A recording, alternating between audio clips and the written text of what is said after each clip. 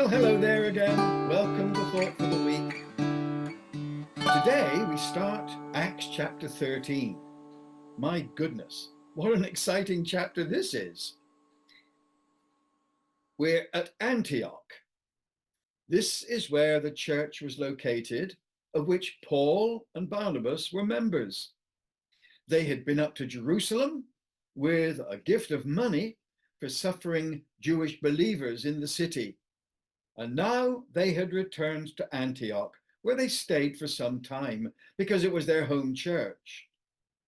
And Luke tells us at the beginning of chapter 13, in the church at Antioch, there were prophets and teachers: Barnabas, Simeon called Niger, Lucius of Cyrene, Manaen, who'd been brought up with Herod the Tetrarch, and Saul.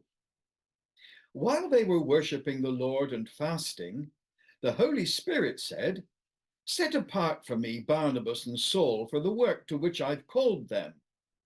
So after they had fasted and prayed, they placed their hands on them and sent them off.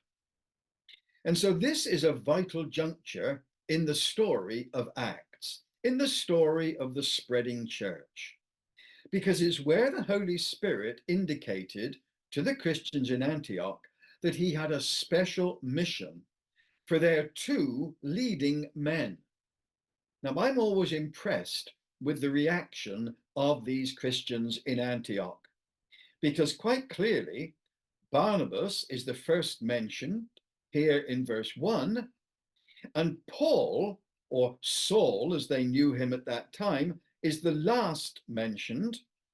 And the Holy Spirit said, "Set apart for me Barnabas and Saul for the work to which I've called them."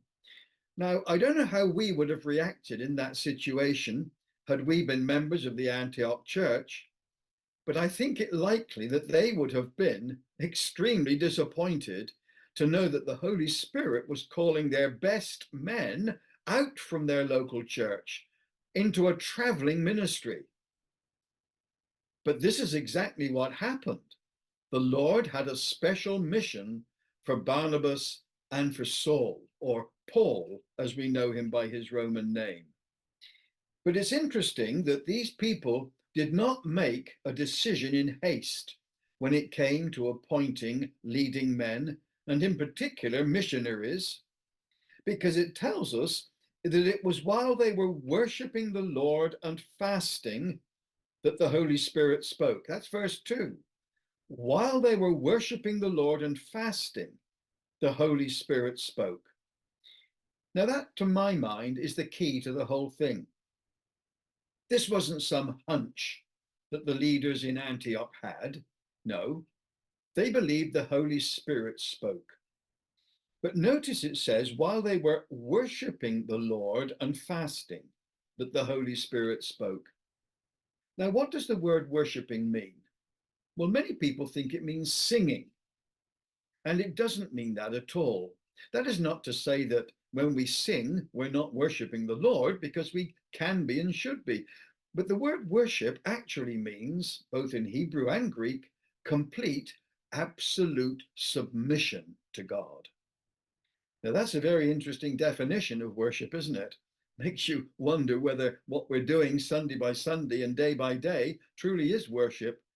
Because if it is, we're doing entirely what the Lord requires.